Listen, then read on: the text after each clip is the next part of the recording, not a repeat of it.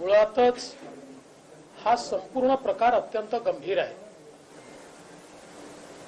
आपल्याला कल्पना असेल की एनआयएने आणि ईडीने काही ऑपरेशन्स मध्यंतरीच्या काळात केले आणि या एनआयएच्या ऑपरेशन्स मध्ये त्यांना एक मोठी लिंक मिळाली की कशा प्रकारे दाऊद भारतामध्ये रिअल इस्टेटच्या माध्यमातून टेरर फंडिंग करतोय आणि कशा प्रकारे हे रिअल इस्टेटचे व्यवहार हे मनी लॉन्ड्रिंगच्या माध्यमातून होत आहेत आणि या संदर्भात जवळजवळ 9 ठिकाणी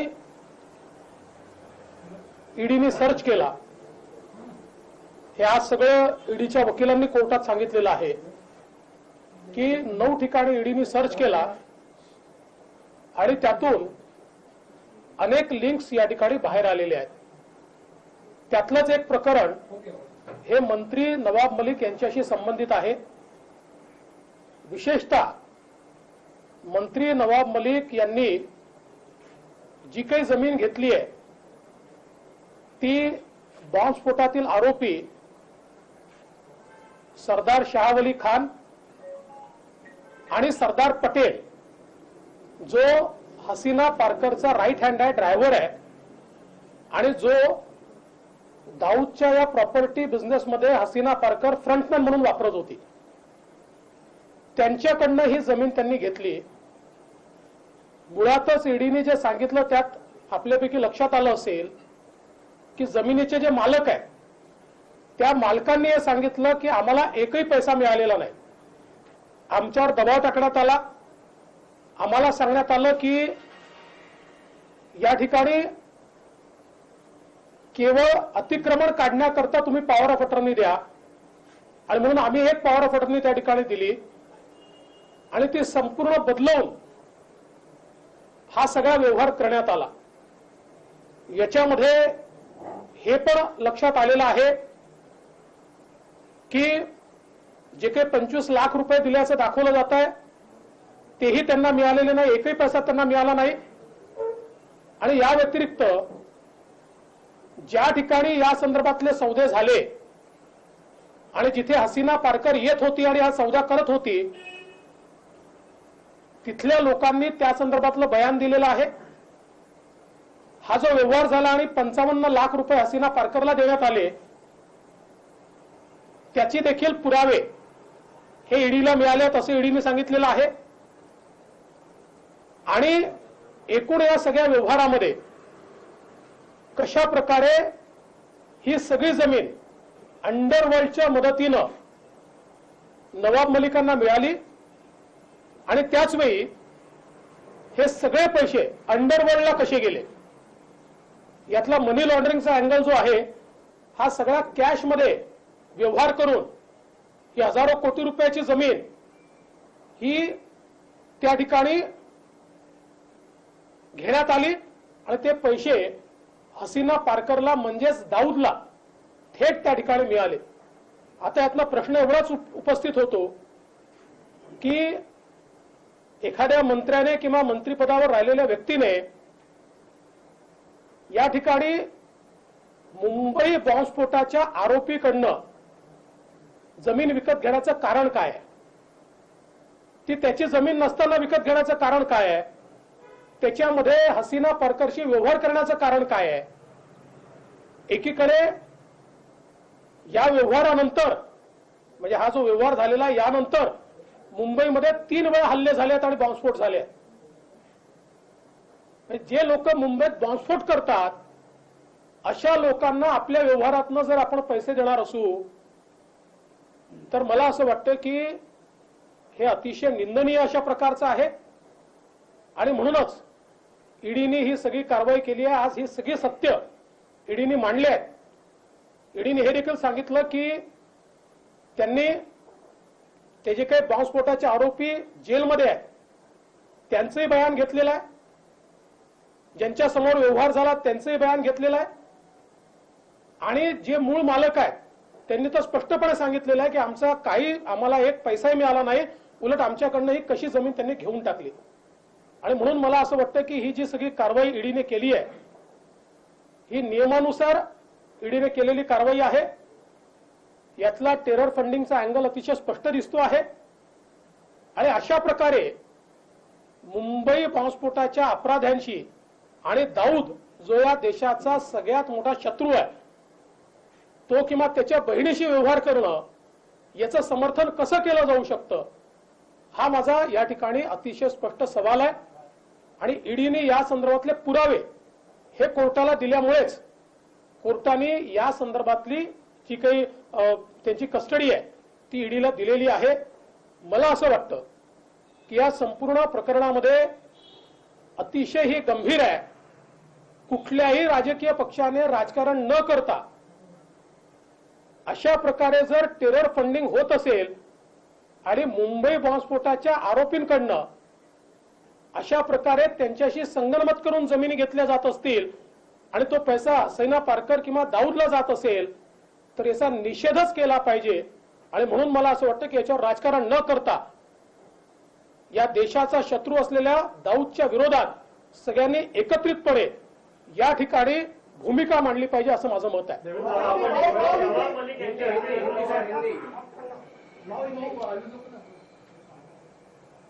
महाराष्ट्र के मंत्री श्रीमान नवाब मलिक जी पर जो कार्रवाई आज हुई है इसमें ईडी ने कोर्ट में पूरी सत्यता उसके सामने रखी है.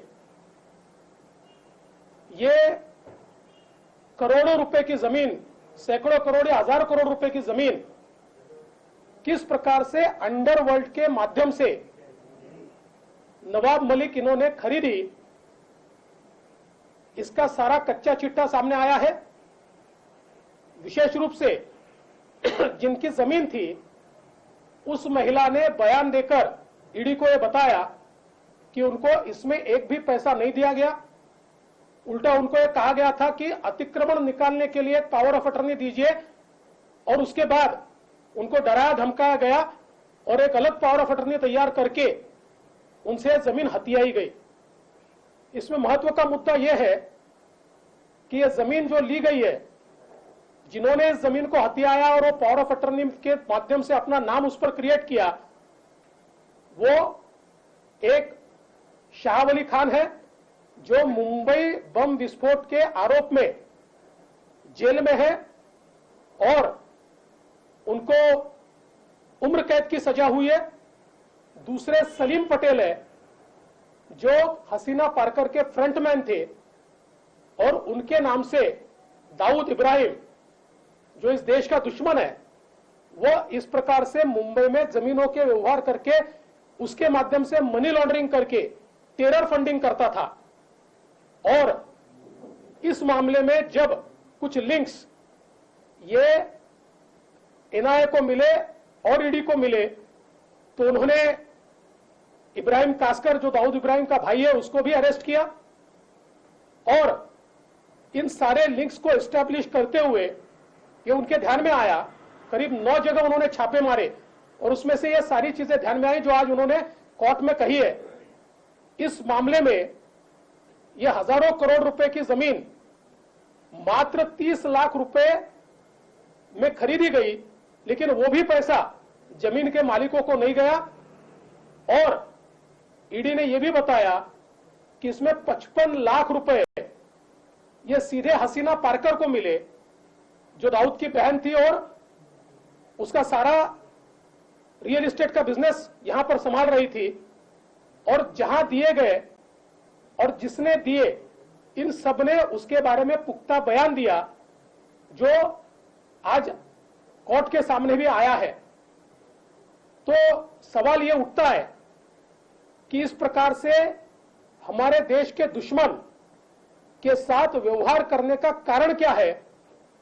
राज्य के एक मंत्री और उन्होंने ये व्यवहार करने के बाद और ये 55 लाख रुपए देने के बाद आप देखिए उसके बाद में 3 हमले मुंबई पर हुए, बम विस्फोट मुंबई में हुए हैं. तो ये हसीना पारकर को जो पैसा गया किसको गया?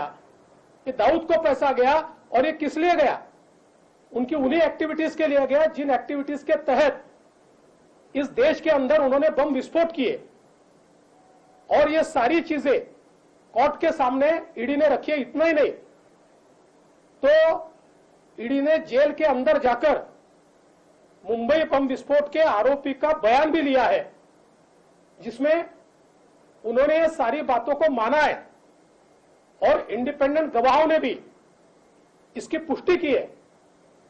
और इसीलिए शायद ये सारे तथ्य सामने आने के बाद आज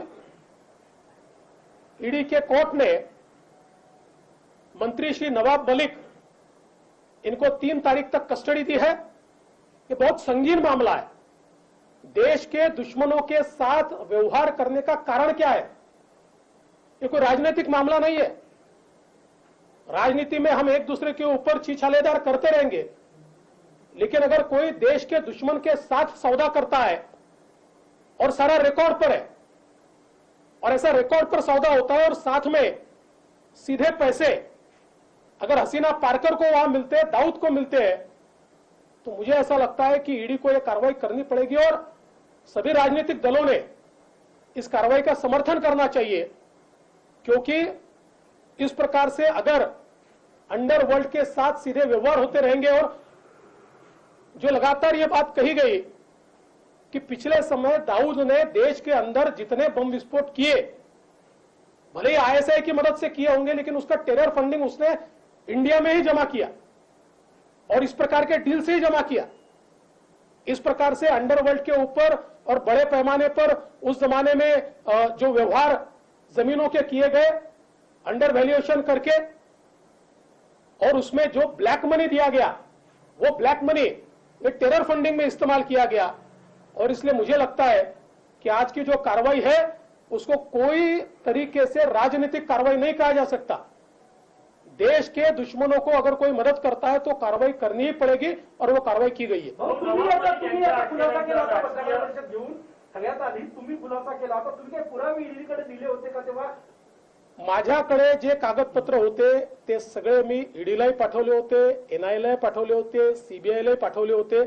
मी त्यावेळेसच घोषित केलं होतं की याची कॉम्पिटंट अथॉरिटी कोण आहे मला माहिती नाही आणि मी जे काही कॉम्पिटंट अथॉरिटीज आहेत त्यांच्याकडे जे माझ्याकडे होतं ते पाठवून दिलं होतं। अटकेनंतर महाविकास आघाडी नेत्यांच्या ज्या प्रतिक्रिया, ज्या वक्तव्य आहेत त्याचा सूर असा आहे की हे अटक म्हणजे षड्यंत्र आहे आणि याचा रोख जो आहे तो भाजपवर आहे। मला असं वाटतं आहे की अतिशय चुकीचा पायंडा या ठिकाणी पडला जातो आहे, कारण कुठल्याही राजकीय गुन्ह्यामध्ये त्यांना अटक झालेली नाही। या ठिकाणी टेरर फंडिंगशी संबंधित असलेल्या गुन्ह्यामध्ये त्यांना अटक झालेली आहे। एनआयएने एफआयआर केलेला आहे, ईडीने मनी लॉन्ड्रिंग मध्ये अटक केलेली आहे। अशा परिस्थितीमध्ये एक मंत्री हे जर राजीनामा देणार नसतील आणि सरकार म्हणणार असेल की आमचे मंत्री राजीनामा देणार नाही, तर एक कॉन्स्टिट्यूशनल परिस्थिती या ठिकाणी संवैधानिक परिस्थिती तयार होते आहे। पण मी त्याच्यावर बोलणार नाही। मी एवढंच सांगेन की देशामध्ये याचा अतिशय चुकीचा संदेश जाईल की दाऊद सोबत व्यवहार करणाऱ्यांना वाचवण्याकरता अख्खं सरकार उभं राहिलं। आपने कहा ये क्या दस्तावेज आपने ईडी को प्रोवाइड किया था? कुछ समय पहले आपने एक प्रेस कॉन्फ्रेंस लेके कहा था कि बहुत बड़ा विस्फोट होने वाला है, क्या यही है? देखिए मैंने सर इसी से जुड़ा हुआ दूसरा सवाल है कि अभी सरकार के नुमाइंदे कह रहे हैं कि नवाब मलिक को इस्तीफे देने की जरूरत नहीं है। इन दोनों प्रश्नों को हिंदी में बताएं। देखिए मेरे पास जो कागजात थे वो कागजात ईडी, एनआईए, सीबीआई सारी कॉम्पिटेंट अथॉरिटी को भेजे थे। उसके बाद तफ्तीश उनकी हुई और जैसा कि आज ईडी के वकीलों ने कोर्ट में बताया कि दाऊद से संबंधित केस के मामले में 9 जगह पर उन्होंने छापे मारे और उसके बाद ये सारी कड़ियां ये जुड़ी है। तो मुझे लगता है कि ये कोई अचानक तैयार हुआ केस नहीं है। ये सारी कड़ियां जोड़ने के बाद जब ये ध्यान में आया कि इस प्रकार से टेरर फंडिंग हुआ है तो उसके ऊपर ये कार्रवाई की गई है। और जहां तक मंत्री इस्तीफा नहीं देंगे ये सरकार ने ली हुई भूमिका है, मुझे इस बात का बहुत दुख है।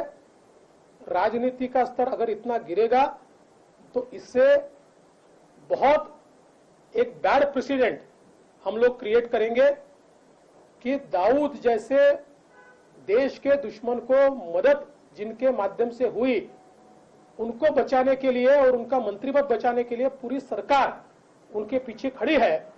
मुझे लगता है कि इसका देश को जवाब इस सरकार को देना पड़ेगा। संजय राऊत म्हणाले की हे एका प्रकारे अफजल खानने पाठीवर वार करण्यासारखा आहे आणि खरा हिंदुत्व अशा गोष्टींसोबत लढण्यामध्ये आहे। असं आहे की संजय राऊत अलीकडच्या काळात जी भाषा वापरतात ते जे काही बोलतात त्यांना उत्तर देणं माझ्या स्तरात बसत नाही। ज्या स्तराचं त्यांचं बोलणं आहे ना त्या स्तराचे लोक त्यांना उत्तर देतात। नवाब मलिक के बारे में यूपी तक बात पहुंच गई। अखिलेश यादव ने कहा कि भारतीय जनता पार्टी जब बौखलाती है तो झूठे गवाहों को खड़ा करके झूठे आरोपों को लेकर जांच एजेंसियों को सामने लाती है। और पवार जी ने भी ममता से बात की। पूरी चीजों को आप किस तरीके से देख रहे हैं? देखिए, पहली बात तो मैं आपको बता देना चाहता हूं कि ये बौखलाहट बोल रही है क्योंकि ऐसे मामले में उनके लोग आज पकड़े गए हैं कि जिसमें देश के साथ धोखा हुआ है और इसलिए उनकी बौखलाहट बोल रही है। और जहां तक झूठे गवाह वगैरह ये सारी चीजें जो कही जा रही है, कुछ दिनों में मैं खुलासा करने वाला हूं। अभी आपको बोल देता हूं कि किस प्रकार से महाराष्ट्र सरकार झूठे गवाह तैयार करने का षड्यंत्र रच रही है। इसका खुलासा कुछ दिनों में मैं ही कर दूंगा। अभी तो आप इस केस के ऊपर अपना लक्ष्य केंद्रित कीजिए। असं आहे की तुम्ही जे म्हणता आहे की खोटे साक्ष खोटे गवाह वगैरे या संदर्भात अतिशय स्पष्ट केस ही ईडीच्या वकिलांनी ठेवली, म्हणूनच 3 तारखेपर्यंतची कस्टडी मिळालेली आहे। आणि येत्या काळामध्ये लवकरच महाराष्ट्र सरकार कशा प्रकारे खोटे लोक तयार करतात, खोटे गवाह तयार करतात आणि कशी सरकारची यंत्रणा ही खोटेपणा करून लोकांना फसवण्याचा प्रयत्न करतात, नेत्यांना फसवण्याचा प्रयत्न करतात, याचे काही खुलासे मी लवकरच करणार आहे। पण आज तो विषय नाही, म्हणून आज त्याच्यावर मी बोलणार नाही। आज मी हा विषय महत्वाचा आहे, देशाच्या सुरक्षेशी संबंधित विषय आहे आणि अशा विषयामध्ये राजकारण होऊ नये असं माझं मत आहे। हो, नवाब मलिकांच्या राजीनाम्यासाठी भाजप आंदोलन करणार आहे का? असं आहे की भारतीय जनता पक्षाचं तर मत हे आहे की आम्हाला राजीनामा मागायची वेळच यायला नको। इतका गंभीर आरोप लागल्यानंतर मंत्र्यांनी राजीनामा दिलाच पाहिजे। पण हे नक्कीच आहे की या सरकारचा चेहरा भारतीय जनता पार्टी पूर्णपणे बेनकाब करेल। त्या संदर्भातला भारतीय जनता पक्षाचा जो काही निर्णय असेल तो आमचे अध्यक्ष चंद्रकांत दादा पटेल घोषित करतील। भारत